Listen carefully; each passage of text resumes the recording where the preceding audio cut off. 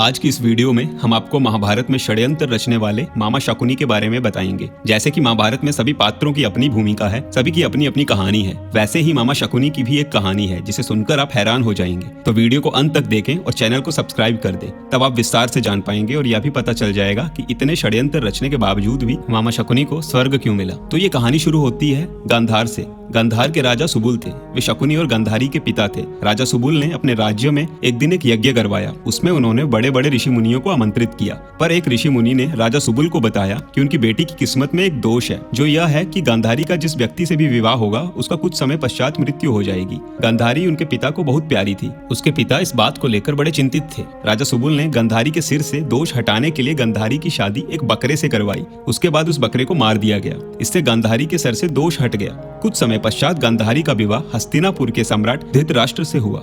राजा धृतराष्ट्र के लिए गांधारी ने अपने आप को भी अंधकार में धकेल दिया और अपनी आंखों पर सदैव के लिए पट्टी बांध ली। यह बात शकुनी को बिल्कुल पसंद नहीं आई। सब कुछ ठीक चल रहा था, परंतु कुछ समय पश्चात धृतराष्ट्र को गांधारी के पहले विवाह के बारे में पता चल गया। धृतराष्ट्र को ऐसा लगा कि उनके साथ विश्वासघात हुआ है। धृतराष्ट्र अजेय राजा थे। उन्हें इस बात पर बहुत क्रोध आया और सोचा कि कोई उन्हें कैसे मूर्ख बना गया। इसके लिए धृतराष्ट्र ने राजा सुबल के पूरे 100 सदस्य के परिवार को काल कोठरी में डाल दिया और यह आदेश दिया कि पूरे परिवार को रोज केवल एक मुट्ठी अन्न खाने को दिया जाए। यह सजा इसलिए दी गई ताकि राजा सुबुल का पूरा परिवार नष्ट हो जाए।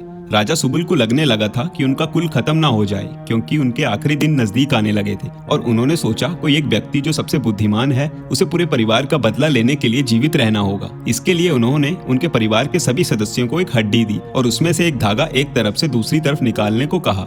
इसमें सब विफल रहे, लेकिन मामा शकुनी ने यह कर दिखाया। उन्होंने एक तरफ चींटी को धागे से बांधा और दूसरी तरफ अन्न का दाना रखा। चींटी उसका पीछा करते हुए हड्डी के दूसरी ओर चली गई।